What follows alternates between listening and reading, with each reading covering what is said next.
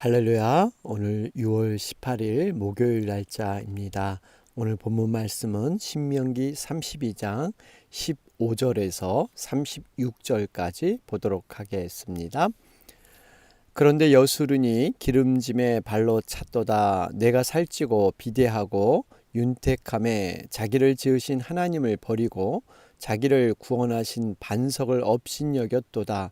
그들이 다른 신으로 그의 질투를 일으키며 가증한 것으로 그의 진노를 격발하였도다. 그들은 하나님께 제사하지 아니하고 귀신들에게 하였으니 곧 그들이 알지 못하던 신들, 근래에 들어온 새로운 신들, 너희의 조상들이 두려워하지 아니하던 것들이로다. 너를 낳은 반석을 내가 상간하지 아니하고 너를 내신 하나님을 내가 잊었도다.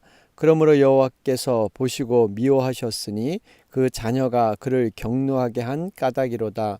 그가 말씀하시기를 내가 내 얼굴을 그들에게서 숨겨 그들의 종말이 어떠함을 보리니 그들은 심히 패역한 세대요 진실이 없는 자녀임이로다. 그들이 하나님이 아닌 것으로 내 질투를 일으키며 허무한 것으로 내 진노를 일으켰으니 나도 백성이 아닌 자로 그들에게 시기나 나게 하며 어리석은 민족으로 그들의 분노를 일으키리로다.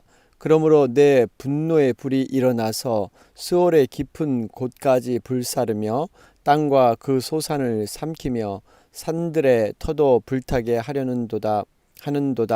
내가 재앙을 그들 위에 쌓으며 내 화살이 닿을 때까지 그들을 쏘리로다.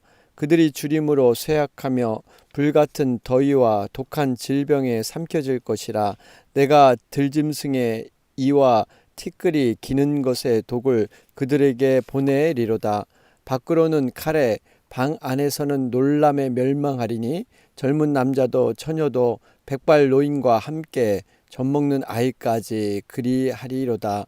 내가 그들을 흩어서 사람들 사이에서 그들에 대한 기억이 끊어지게 하리라 하였으나 혹시 내가 원수를 자극하여 그들의 원수가 잘못 생각할까 걱정하였으니 원수들이 말하기를 우리의 수단이 높으며 여호와가 이 모든 것을 행함이 아니라 할까 염려함이라.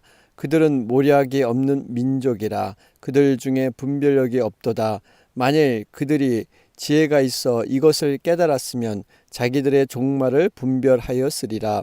그들의 반석이 그들을 팔지 아니하였고 여호와께서 그들을 내주지 아니하셨더라면 어찌 하나가 천을 쫓으며 둘이 만을 도망하게 하였으리요. 진실로 그들의 반석이 우리의 반석과 같지 아니하니 우리의 원수들이 스스로 판단하도다. 이는 그들의 포도나무는 소돔의 포도나무요 고모라의 밭의 소산이라. 그들의 포도는 독이 든 포도이니 그 송이는 쓰며 그들의 포도주는 뱀의 독이요 독사의 맹독이라. 이것이 내게 쌓여 있고 내 곳간에 봉하여 있지 아니한가. 그들이 실족할 그때 내가 보복하리라. 그들의 환난 날이 가까우니 그들에게 닥칠 그 일이 속히 오리로다. 참으로 여호와께서 자기 백성을 판단하시고 그 종들을 불쌍히 여기시리니 곧 그들의 무력함과 갇힌 자나 노인자가 없음을 보시는 때로다. 아멘. 우리 계속해서 모세의 마지막 유언적인 그런 권면의 말씀이죠. 31장부터 34장의 내용입니다. 여러분 우리가 어제 말씀을 통해서 31장 30절에서 32장 14절이었죠. 정말 하나님께서는 우리에게 비처럼 이슬처럼 또 가는 비와 단비처럼 우리에게 은혜를 주십니다. 특별히 단비 사모하는 자에게 하나님은 정말 귀한 그러한 때를 이끄셔서 우리에게 은혜를 주시는 것이죠. 그러면서 우리의 인생이 황무지와 또 짐승이 부르짖는 광야, 여러분 우리 주변 상황을 보면 이런 일들이 많이 있죠. 그럼에도 불구하고 하나님께서 호위하시며 보호하셔서 자기 눈동자 같이 지키신다고 말씀해 주셨습니다. 여러분 이렇게 하나님의 보호와 호의 속에 우리가 살아가지만 어제 우리 11절 말씀이었죠. 마치 독수리가 자기 보금자리에서 자기 새끼를 이렇게 키우는 장면. 여러분, 독수리가 자기 새끼가 창공을 날 수 있도록 스스로 떨어뜨려서 또 어려우면 다시 업어서 둥지로 올려주고, 이런 반복되는 훈련, 연단, 이것을 통해서 독수리가 스스로 자유함을 얻을 수 있도록 도와주는 것, 바로 이것이 하나님께서 하나님의 백성들을 이끄시는 그러한 방법이다. 그렇기 때문에 우리가 때로는 연단과 훈련, 여러 가지 시험이 있을지라도 분명한 것은 이것은 우리를 망하게 하는 것이 아니라 우리에게 진정한 성령의 자유, 이 땅 가운데 진정한 행복을 깨닫기 위해서 우리에게 주시는 하나님의 그러한 이끄심이다 하는 것을 깨달았습니다. 그러면서 결론의 13절 말씀이었어요. 그가 땅의 높은 곳을 타고 다니게 하시며, 여러분, 땅의 높은 곳, 하나님의 자녀에게 복 주시길 원하시고 하나님의 자녀가 이 땅 가운데 풍성을 누리도록 살기를 원하시는 것이 하나님의 마음인 줄로 믿습니다. 자, 그러면서 오늘 계속해서 우리 이어지는 말씀입니다. 우리 15절 말씀을 보니까요, 여수룬이 나오죠. 여수룬은 의로운 자라는 뜻으로 이스라엘을 영예롭게 표현하는 표현이죠.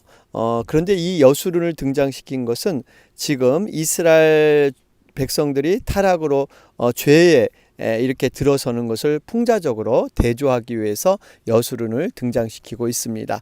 근데 이 여수룬이 기름졌다 그랬고요. 살찌고 비대하고 윤택해진다. 여러분, 한마디로 선줄로 생각할 때 넘어진 것이죠. 교만이 찾아왔습니다. 여러분, 교만이 찾아오면 하나님이 주시는 그 복이 오히려 재앙으로 저주로 바뀌게 된다는 것입니다. 우리 15절 말씀 특별히 구원하신 반석을 업신여겼도다. 정말 반석 대신 그 구원의 은혜를 업신여겼도다, 이렇게 말씀하고 있습니다. 여러분, 우리가 배가 부르고 등이 따뜻하면요, 은혜를 저버리기가 쉽습니다. 교만해지기 쉽습니다. 우리 천사장 루시퍼라는 존재도 정말 영적 존재였습니다. 그런데 그가 어리석게도 교만을 통해서 결국 타락한 그런 사단으로 전락하게 됩니다. 우리는 이 교훈을 철저히 깨달아야 될 줄로 믿습니다. 그러면서 16절, 17절 말씀을 보면 지금 이렇게 교만을 만드는 것은 바로 뒤에 존재하는 사단, 마귀의 그러한 행동이다 하는 것을 볼 수가 있습니다. 16절에 보니까 가증한 것으로 그의 진노를 격발하였도다. 17절에 하나님께 제사하지 아니하고 귀신들에게 하였으니, 여러분, 귀신들, 마귀, 사단 같은 그런 부류입니다. 여러분, 이 사단이, 마귀가 어떻게 유혹을 하냐면요, 17절에 보니까 그들이 알지 못하던 신들, 또 근래에 들어온 새로운 신들, 그러니까 지금 하나님 외에 정말 거짓 신들에게 굴복하며 그들을 섬기게끔 하는 게 바로 사단 마귀의 짓이다 하는 것을 볼 수가 있습니다. 여러분, 마귀는요, 마태복음 4장에 보면 예수님까지도 유혹을 합니다. 경건한 성도가 하나님과 교제하는 기도의 골방에도 마귀는 침투합니다. 하나님 말씀이 선포되는 그런 교회에서도 마귀는 충분히 그렇게 활동할 수가 있다는 거예요. 우리가 정말 이 마귀의 존재를 무시하거나 이렇게 방비해서는 안 됩니다. 사단 마귀는 광명한 천사의 얼굴로도 얼마든지 공격을 합니다. 그래서 우리의 영혼을 도둑질하고 죽이고 멸망시키려고 하는 것, 여러분, 이것을 우리가 영적인 분별력을 가지고 대적해야 될 줄로 믿습니다. 그러면서 18절, 19절 말씀을 보면 결국 이런 마귀의 유혹에 빠져서 타락하게 되는 것은요, 하나님 앞에 이젠 페류나적인 하나님의 아들로서 모든 그러한 이 기득권이 무너져 버릴 수밖에 없는 것을 볼 수가 있습니다. 여러분, 부모님의 은혜를 잃어버리고 사는 자녀들, 페류나라고 우리는 지탄을 하고 있습니다. 바로 이스라엘 백성들이 그런 모습이에요. 정말 그들이 정말 하나님의 은혜로 그 구원의 감격으로 하나님께 영광 돌려야 될 그러한 존재가 이렇게 무너지고 있는 것이죠.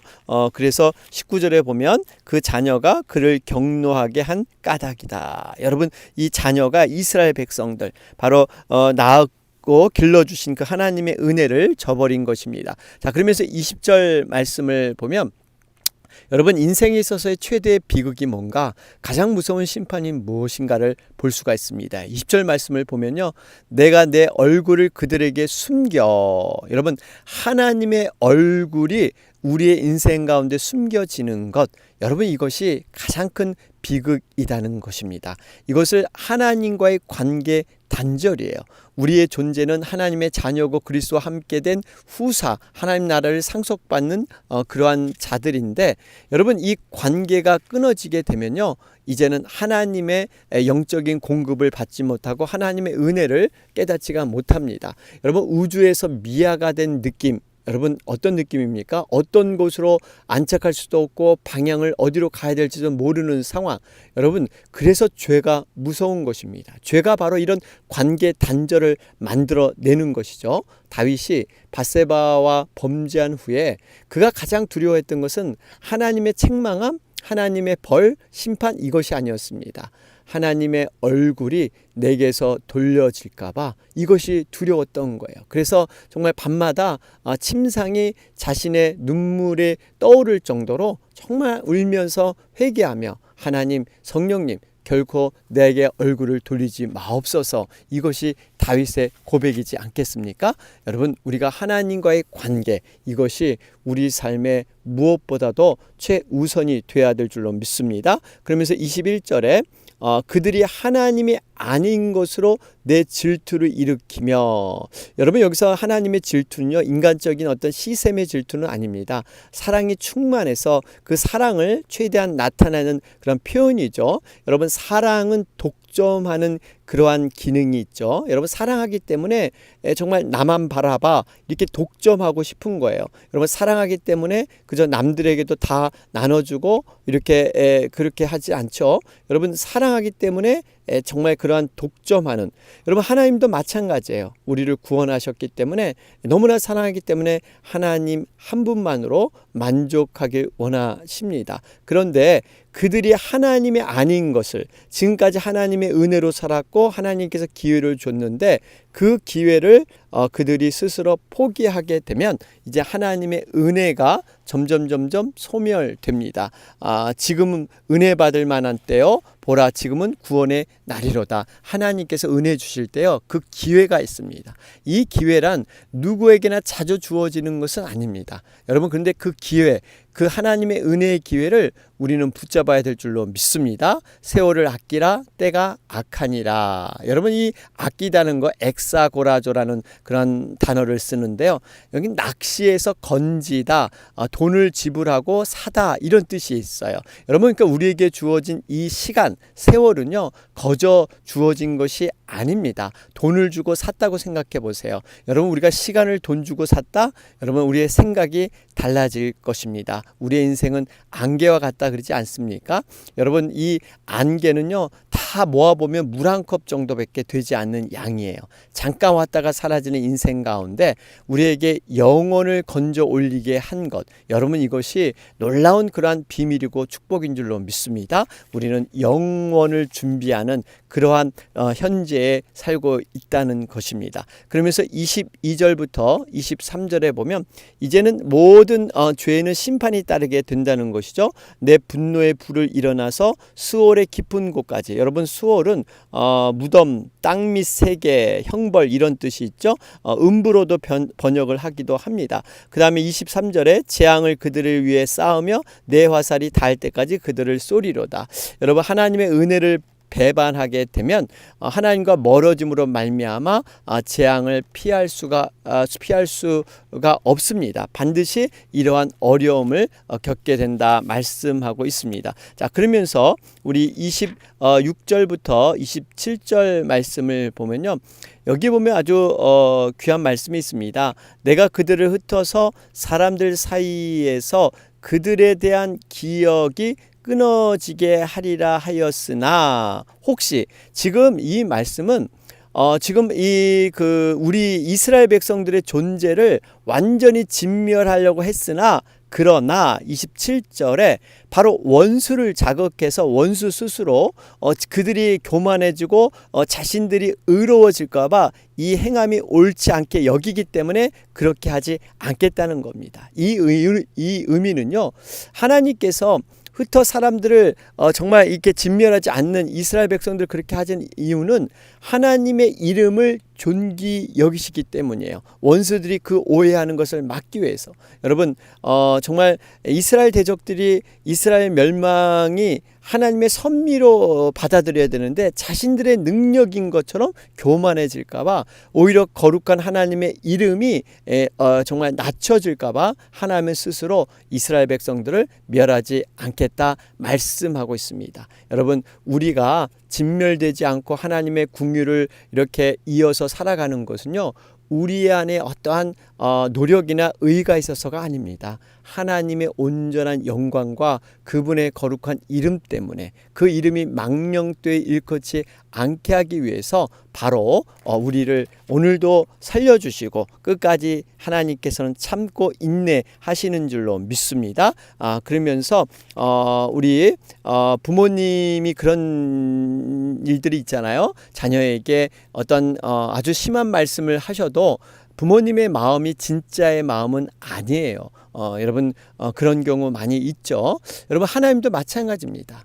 이스라엘 백성을 꾸짖으실 때 진멸하라고 말씀하기도 하지만 사실은 그 본심이 아니시죠. 분명히 하나님의 백성을 제사장의 국가로, 그 다음에 하나님의 기업의 후사로 삼길 원하시는 것이 하나님의 진실한 마음이다 하는 것도 우리가 돌아보게 됩니다. 자, 그러면서 28절 29절에 보면 우리가 이러한 때 우리가 갖춰야 될 게 뭐냐? 분별력입니다. 28절에 그들 중에 분별력이 없도다. 29절에 자기들의 종말을 분별하였으리라. 분별. 여러분, 이 종말 때, 정말 세상이 어지럽고 하나님의 창조 질서가 파괴되고 혼돈할 때 우리에게 더욱더 중요한 것은 영적인 분별력입니다. 이것이 바로 하나님의 말씀에서 비롯되는 것입니다. 성령의 깨달음을 통해서 우리가 알아가는 것이 바로 영적인 분별력이에요. 누가복음 12장에 보면 어리석은 자의 비유가 나오죠.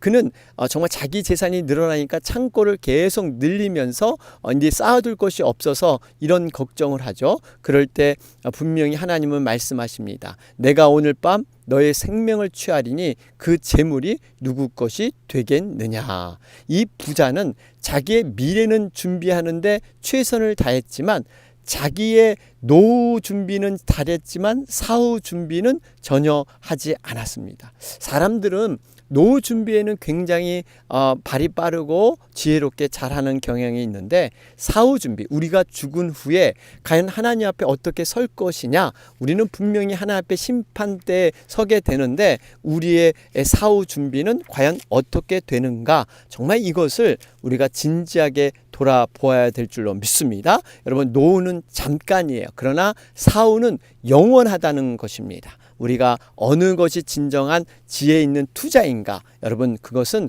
영혼 속에 투자하는 것이 가장 지혜가 되는 줄로 믿습니다. 그러면서 30절 말씀을 보면 그들의 반석이 그들을 팔지 아니하였고 여호와께서 그들을 내주지 아니하셨더라면, 여러분 여기 보니까 여호와께서 그들을 내주지 않았다.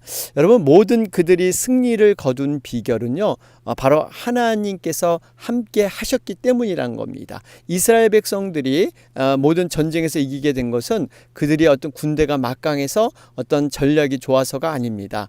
하나님께서 함께 하셨기 때문에. 여러분, 전쟁의 승패는 언제나 이스라엘의 영적 상태와 관련이 되어 있었습니다. 하나님을 기쁘게 할 때 그들은 승리했고요. 그렇지 않게 되면 막강한 군사력을 가지고 있음에도 불구하고 패한 그러한 모습이었죠. 여러분, 그렇기 때문에 우리가 진정으로 이 땅 가운데 승리하게 하는 것은요, 하나님을 기쁘시게 하는 삶, 여러분 이것이 승리의 삶이 될 줄로 믿습니다. 하나님께 순복할지어다 마귀를 대적하라, 그리하면 너희를 피하리라. 여러분, 마귀를 대적하는 방법은 우리가 직접 할 수는 없습니다. 마귀는 영적인 그런 존재이기 때문에 우리가 직접 대하면 대할수록 결국 우리는 무너질 수밖에 없는데, 그 방법은 하나님께 순복하는 겁니다. 말씀 앞에 순종하는 삶, 이것이 마귀를 물리치는 그러한 적극적인 방법인 줄로 믿습니다. 세상에서 너희가 환난을 당하나 담대하라. 내가 세상을 이겼노라. 여러분, 이렇게 말씀하십니다. 자, 그러면서 여러분 이 31절 말씀을 보면 여호와께서 그들을 내어주지 아니하셨다면, 우리 이렇게 30절에 말씀하고요. 31절에 그들의 반석이 우리의 반석과 같지 아니하니. 여러분, 반석, 우리는 주님이, 하나님이 함께 하시는 반석이라면 그들의 반석이 있어요. 세상의 반석. 여러분, 세상 사람들이 믿고 의지하는 것은요, 허망하다는 겁니다. 무익하다는 겁니다. 그들은 흔히들 우상을 숭배하죠. 여러분, 우상은 장인이 부어 만들었고 장색이 금으로 입혔고 또 위하여 은사스로 만든, 인간이 만든 것이죠. 여러분, 이것엔 아무런 생명이 없습니다. 능력도 없습니다. 은사도 없습니다. 그러나 우리 하나님은 살아계신 창조주 하나님으로 모든 능력과 가장 놀라운 일을 행하시는 그러한 하나님인 줄로 믿습니다. 그런 가운데 32절 33절 말씀을 보면 하나님 없는 인생은 과연 어떻게 되는가 하는 것을 볼 수가 있습니다. 그들의 포도나무는 소돔의 포도나무고 고모라의 밭의 소산이라고 합니다. 이 독이 든 포도, 그리고 이 33절에 이런 포도주는 뱀의 독이요 독사의 맹독이라. 여러분, 하나님 없는 인생은요 결국 부패하고 이렇게 악해지고 결국 망할 수밖에 없다 하는 것을 보여주고 있습니다. 자, 그러면서 결론이 34절부터 36절까지의 말씀입니다. 여러분, 이 말씀을 보면 하나님께서 어떻게 우리를 이렇게 도와주시는가, 우리가 정말 연약할 때, 우리가 진정으로 정말 자신을 낮추고 겸손할 때 비로소 하나님은 그때 일하시고 우리를 도와주신다는 겁니다. 그때 하나님의 은혜가 강하게 임재한다는 거예요.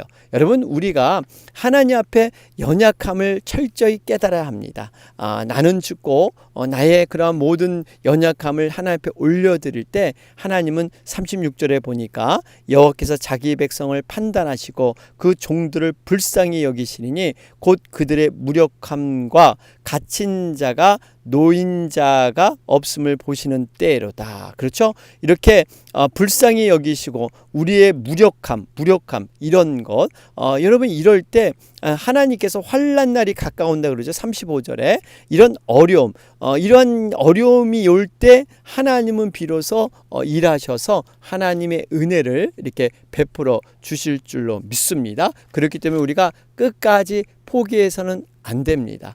분명히 예수님의 일꾼들을 보면요, 다들 연약하고 보잘것없는 인간적인 능력이 없는 자들이었죠. 형제들아, 너희를 부르심을 보라. 육체를 따라 지혜 있는 자가 많지 아니하며 능한 자가 많지 아니하며 문벌 좋은 자가 많지 아니하는도다.